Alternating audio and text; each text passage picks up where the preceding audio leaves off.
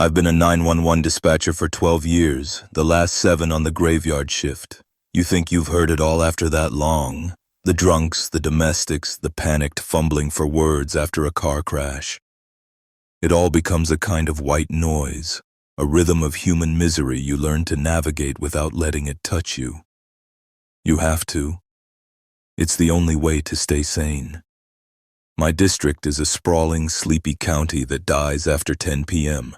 It's mostly soccer moms and retirees. The worst we usually get on a weeknight is a noise complaint or a teenager who's had too much to drink at a bonfire. The job, for me, had become a cycle of caffeine, fluorescent lights, and the low, constant hum of computer servers. I was burned out, deeply, existentially tired in a way sleep couldn't fix. The calls were just blips on a screen, voices to be processed, categorized, and dispatched. I was a human switchboard for other people's worst days. The first call came on a Tuesday about 3 months ago. It was 2:47 a.m., the deadest hour of the deadest night. The line lit up on my console, but not in the usual way. It wasn't a cell call with a GPS ping or a landline with a registered address. It was just a raw signal, designated as unregistered VoIP. Not unheard of, but rare. I clicked it open. 911. What is your emergency? Static. A thick, wet sound, like listening to the radio underwater. It crackled and popped, and underneath it, I could just barely make out a sound. A whisper. Hello? Can you hear me? It was a child's voice. A boy, I thought. Maybe 7 or 8. He sounded like he was trying to talk without moving his lips.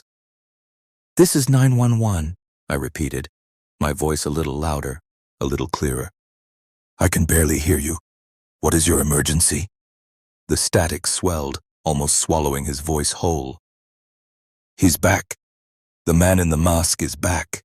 A chill, cold and sharp, went down my spine. It was a professional chill, the one that tells you this is real, this isn't a prank. Okay, son, where are you? I need an address. Hurting Mommy. The whisper came again, breaking with a sob. The static sounded like a swarm of angry insects now. Daddy's asleep on the floor. He won't wake up. Son, I need you to tell me where you are. I can't send help if I don't know where you are. My fingers were flying across the keyboard, trying to get a trace, but the system was kicking back errors. No location data, no subscriber info, nothing. The old house, he whispered, his voice fading. At the end of the road. Please. Then the line went dead. Not a click, not a hang-up. It just ceased to exist. One moment it was there, a line of static and terror, and the next it was just a dead channel. Even without an address, the old house at the end of the road was enough. Out on the western edge of the county, there's a long unpaved road that just sort of peters out into the woods. And at the end of it, there's one house. A big, derelict Victorian thing that's been empty for as long as anyone can remember. It was a local legend, the kind of place kids dared each other to spend a night in. I dispatched a patrol car. My senior officer, a guy who's been on the force since before I was born, came back over the radio about 15 minutes later. His voice was flat, laced with the kind of annoyance reserved for rookies and time wasters. Dispatch, car 12 here. The property is secure. No signs of forced entry. Place is boarded up tighter than a drum. There's nobody here. Hasn't been for 50 years by the looks of it. 10-4, car 12, I said, my own voice betraying none of my confusion. Are you sure? The caller was a child. He said his family was being attacked. There was a sigh over the radio. Listen, the dust on the porch is an inch thick. The boards on the windows are gray and rotted. If someone's in there, they're a ghost. We're clearing the call. Tell whoever's playing games to knock it off. I logged it as unfounded and tried to put it out of my mind. A prank. A sophisticated one, maybe, using some kind of voice changer and a VoIP spoofer. Kids these days. I was too tired to care. A week later, at 2:47 a.m., the same line lit up. The same static, the same terrified whispering voice. He's in the house. I can hear him walking. This time, I felt a knot of ice form in my stomach. Son, is this the same caller from last week? A choked sob. He has the mask on. The one with the scary smile. Mommy's screaming. Faintly, through the storm of static, I thought I could hear it. A woman's scream, high and thin and distorted, like a sound being played backwards. I'm sending help, I said, my voice tight. Stay on the line with me. Can you hide? In the closet, he whispered. He's coming up the stairs. I can hear his feet. The line went dead. I dispatched 2 cars this time. I told them it was a repeat call, possibly a hostage situation. I didn't want them to be complacent. They took it seriously. They set up a perimeter. They used a bullhorn. They broke down the front door. The result was the same. An empty house. Thick, undisturbed layers of dust on every surface. Rotted floorboards, peeling wallpaper. The smell of decay and forgotten things. No footprints. No child. No man in a mask. No sign that a human being had set foot in that house in decades. My supervisor pulled me aside the next morning.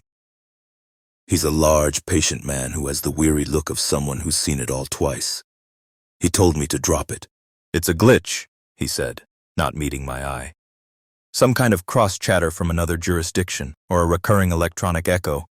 Don't waste county resources on it. If that call comes in again, log it and move on. But I couldn't. The boy's voice. It was too real. The terror in it was primal. You can't fake that. Not even the best actor in the world can fake the sound of a child who thinks his mother is being murdered in the next room. The calls kept coming. Every Tuesday, like clockwork. 2:47 a.m. Each call was a slightly different piece of the same horrible puzzle. He's hurting Daddy now. There's so much red. Mommy stopped screaming. He's looking for me. I can hear him opening doors. Every time I sent a car, every time the result was the same. The cops got angrier. I was the boy who cried wolf. My supervisor gave me a formal warning. My colleagues started looking at me funny, whispering when I walked by. They thought I was cracking up. Maybe I was. I started losing sleep. On my nights off, I'd find myself staring at the clock, my heart pounding as 2:47 a.m. approached. The silence was somehow worse than the calls. I became obsessed. During the day, instead of sleeping, I went to the county records office. I needed to know who owned that house. The paper trail was a mess. It had been sold and resold, owned by banks and holding companies. But I kept digging backwards, through dusty ledgers and brittle property deeds. Finally, I found it. The last family to actually live there. A deed from 1968. A nice, happy family with a mom, a dad, and 2 kids. A boy and a girl. That wasn't enough. I started spending my days in the library's basement, scrolling through decades of local newspapers on a squeaky ancient microfiche reader. The stale, papery smell of the archives filled my lungs. I was looking for anything related to the house, to that family. For weeks, I found nothing. Just property tax notices and school honor rolls. And then I found it. An article from a cold, late autumn day in 1975. The headline was stark. Local family slain in apparent home invasion. My blood ran cold. I zoomed in, my hands trembling as I adjusted the focus knob. The picture was grainy, black and white. It was the house. The same steep gables, the same wide porch.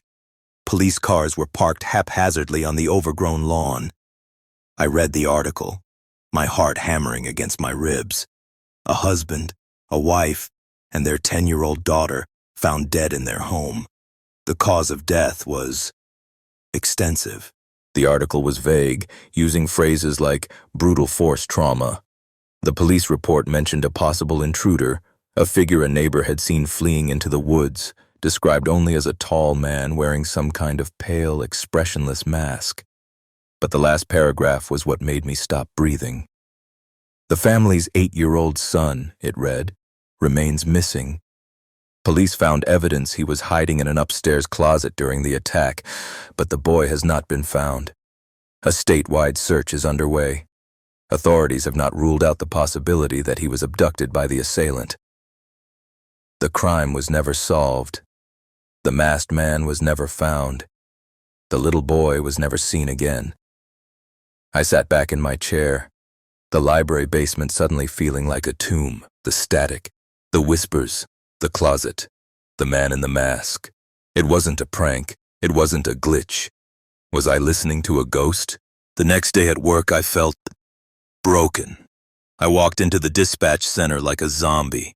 The hum of the servers sounded like a funeral dirge. I couldn't keep it in anymore. I had to tell someone. I grabbed my supervisor and one of the oldest dispatchers, a woman who'd been there for 30 years, and I dragged them into the break room. I laid it all out. The calls, the timing, the empty house, the microfiche article. I showed them the copy I'd printed out, the grainy picture of the house, the headline. I expected them to think I was insane. I expected them to tell me to take a leave of absence. They didn't. They just looked at each other. It was a look I'd never seen before, of a grim, tired resignation. My supervisor sighed, a heavy, rattling sound, and rubbed his temples. The older dispatcher, she just stared at the article, her face pale. "So it started again," she said, her voice barely a whisper. "What do you mean, started again?" I asked, my voice shaking. "What is going on?" My supervisor sat down heavily. "Kid," he said, and he looked 100 years old. "We need to tell you about the man you replaced." He told me the story. The dispatcher who had my seat before me. He'd been a good man, sharp, dedicated. About a year before I was hired, he started getting strange. He was obsessed with a specific address, the old house at the end of the road. He kept sending cars out there, insisting there was a child in trouble. The patrols always came back empty. He started pulling old files, spending his days off at the library. He became withdrawn, paranoid. He claimed he was getting calls no one else could hear. "We checked the logs," my supervisor said, his voice low and serious. "The system never registered the calls he said he was taking. We pulled the audio recorders for his console. There was nothing on them but dead air. We thought he was having a breakdown. Stress of the job. My blood turned to ice water. The system. It doesn't log the calls for me either. They just show up on the screen and then disappear. They don't go into the call history." The older dispatcher nodded slowly. "We know. It's the same. He told us what the calls were about. A little boy, a man in a mask." I felt like I was going to be sick. "What happened to him?" I whispered, though I already knew the answer. "One night," the supervisor continued, his eyes fixed on the linoleum floor. "He took a call. We saw him on the console, talking, his face ashen. He was typing a report. Then he just stopped. He stood up, grabbed his jacket and his keys, and walked out without a word. The call was still active on his screen, but none of us could hear anything on it. We just saw the open line. Where did he go? He drove out to the house. His car was found parked on the road the next morning. Engine was cold. Doors were locked. He was gone." The silence in the room was absolute. "We searched," the old dispatcher said, her voice cracking. "The police did a grid search of the entire woods. Dogs, helicopters, the whole 9 yards. They went through that house from the attic to the cellar. They found nothing. No sign of a struggle, no footprints. No him. He just Vanished. Wiped off the face of the earth. I stared at them, my mind struggling to process what they were telling me. Why? Why didn't you warn me? I stammered. How could we? My supervisor shot back, his voice rising with a frustration that had clearly been festering for years. Hey, new guy, welcome aboard. By the way, this console might be haunted, and the last guy who sat here disappeared. Don't worry about it. You'd have thought we were crazy. We thought he was crazy. Until you came in here today with that same damn story. He leaned forward, his eyes locking onto mine. This is what you're going to do. The next time that line rings, you do not answer it. If you answer it by mistake, you hang up immediately. You do not talk to him. You do not engage. You terminate the call and you clear the line. That's an order. Do you understand me? For the next few weeks, I was a ghost myself. I did my job on autopilot. Every sound, every flicker on the screen made me jump. I dreaded Tuesday nights. I drank so much coffee I could feel my heart rattling in my chest, just to stay sharp, to stay vigilant. I thought about quitting. I thought about just walking out and never coming back. But where would I go? Then, last night, it happened. It was 2:45 a.m. I was staring at the clock, my knuckles white from gripping the edge of my desk. The minutes ticked by like hours. 2:46. My mouth was dry. My heart was a drum solo in my ears. 2:47. The line lit up. The unregistered VoIP. It felt like a physical blow. I flinched back in my chair. My training, my instincts, every fiber of my being screamed at me to answer it. There was a child in trouble. That was the job. But I remembered the pale, haunted face of my supervisor, the story of the man who had vanished. You terminate the call. I let it ring. Once, twice. The flashing light on the console seemed to sear my retinas. My hand hovered over the button, trembling. I couldn't just ignore it. I had to answer. I had to. I clicked the button. 911, what is your... The static was a roar, louder than it had ever been. It was a physical presence in my ear, a wall of noise. And through it, the boy's voice came. Not whispering this time, but screaming. It was a raw, ragged sound of pure agony and terror. He's got me! He's got me! Please! He's taking me! Please, sir, don't let him take me! Help me! The sound ripped through my professional detachment and tore right into my soul. This was it, the climax. The moment the boy was taken, replaying for all eternity. My hand flew to the keyboard to dispatch a car, a purely reflexive action born of years of training. But I stopped. My fingers froze over the keys. He's gone. This already happened. It's not real. The boy was sobbing now, his screams turning into choked, gasping pleas. Please, you promised. You said you'd send help. Don't leave me. I felt tears welling up in my eyes. I was a 911 dispatcher. My job was to send help, and I was going to sit here and listen to a child be abducted or murdered and do nothing. I'm sorry, I whispered, my voice thick. I'm so sorry. I reached for the terminate button on my screen. My finger was a millimeter from the glass. This was it. I was choosing to save myself. I was choosing to let him go. And then, the screaming stopped. It wasn't a fade-out. It was an abrupt cut, as if a switch had been flipped. The roar of the static dropped to a low, sinister hum. The line was still open. Silence. My heart was in my throat. Did I do it? Then a new sound came through the headset. It wasn't the boy. It was a man's voice. A whisper, just as terrified as the child's had been, but older, hoarser. It was distorted by the same underwater static, the same swarm of electronic insects. It was a voice trying to push its way through an impossible distance, through time itself. And it was a voice I felt deep in my bones. I should have recognized from an old staff photo in the hallway. The whisper was faint, but utterly, terrifyingly clear.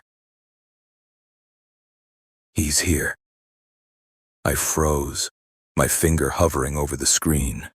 The voice was ragged, desperate, broken. He sees you.